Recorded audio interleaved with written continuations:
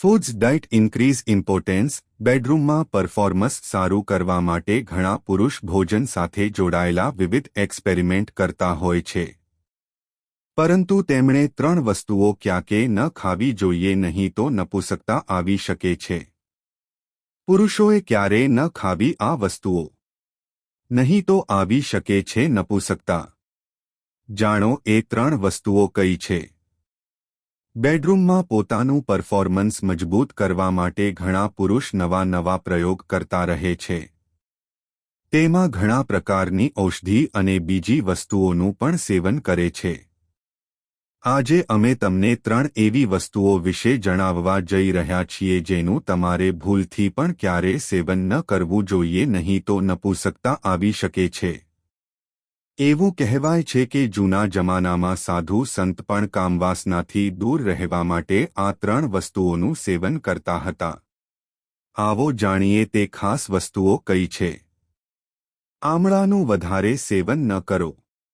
આમળામાં vitamin સીનું પ્રમાણ વધારે હોય છે. મહિલાઓ માટે આમળાનું સેવન વરદાન સમાન છે. તેનાથી ઇમ્યુનિટી મજબૂત થાય છે. પુરુષ પણ તેને ખાઈ શકે છે, પરંતુ અમુક વખત તેનું વધારે સેવન કરવાથી નપુંસકતા હંમેશા માટે આવી શકે છે. તેનું કારણ એ છે કે આમળાનું સેવન શરીરમાં ટેસ્ટોસ્ટેરોન હોર્મોનનું ઉત્પાદન ઓછું કરી દે છે, જેનાથી નપુંસકતા આવવા લાગે છે. અથાણાંનું વધારે સેવન ન કરો.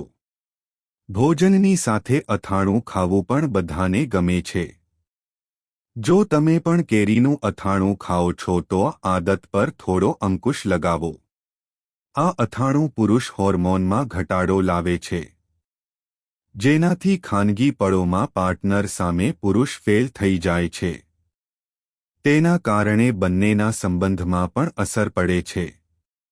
આ વસ્તુ બનાવી દે છે નપુંસક. કેળા, તેના પાન અને મૂળને દેશના ઘણા ભાગોમાં ખાવામાં આવે છે, પરંતુ ભૂલથી પણ તેના મૂળનું સેવન ન કરવું જોઈએ. કહેવાય છે કે જો 3 દિવસ કોઈ યુવક કેળાના મૂળનો રસ પી લે તો પુરુષ નપુંસક બની જાય છે. તેનું કારણ એ છે કે કેળાના મૂળનો રસ શરીરમાં ટેસ્ટોસ્ટેરોન હોર્મોનનું લેવલ ઘણા હદ સુધી ઘટાડી દે છે. મિત્રો, આ માહિતી તમને સારી લાગી હોય તો એક લાઇક જરૂર કરજો. આ વિડિયોને જોવા બદલ આપનો આભાર. જય શ્રી કૃષ્ણ.